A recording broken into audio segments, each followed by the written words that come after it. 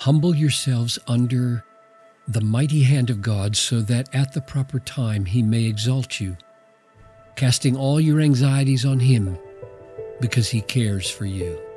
1 Peter 5, 6, and 7. Why is anxiety about the future a form of pride? God's answer would sound something like this, paraphrasing Isaiah 51:12. I, the Lord your Maker, I am he who comforts you, who promises to take care of you.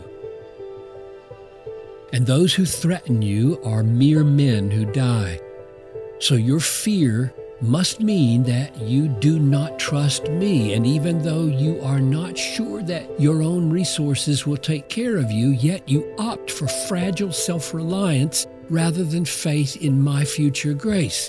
So all your trembling, weak as it is, reveals pride. The remedy? Turn from self-reliance to God-reliance and put your faith in the all-sufficient power of the promise of his future grace. You can see that anxiety is a form of pride in 1 Peter 5, 6, and 7. Notice the grammatical connection between the verses. Humble yourselves under the mighty hand of God. Now verse 7, casting all your anxieties on him. Verse 7 is not a new sentence. It's a subordinate clause. It starts with a participle. Humble yourselves by casting all your anxieties on him. This means that casting your anxieties on God is a way of humbling yourself under God's mighty hand. It's like saying, eat politely, chewing with your mouth shut, or drive carefully, keeping your eyes on the road, or be generous, inviting someone over for Thanksgiving, or humble yourselves, casting all your fears on God.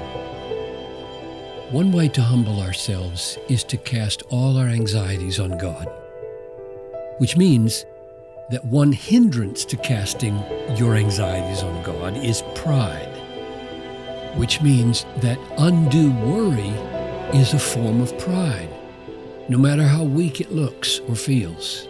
Now, why is casting our anxieties on the Lord the opposite of pride?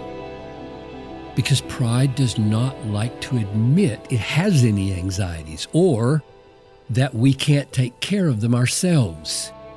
And if pride has to admit that its fears are unmanageable, it still does not like to admit that the remedy might be trusting someone else who is wiser and stronger. In other words, pride is a form of unbelief and does not like to trust in God for his future grace. Faith, on the other hand, admits the need for help. Pride won't. Faith banks on God to give help. Pride won't. Faith casts anxieties on God.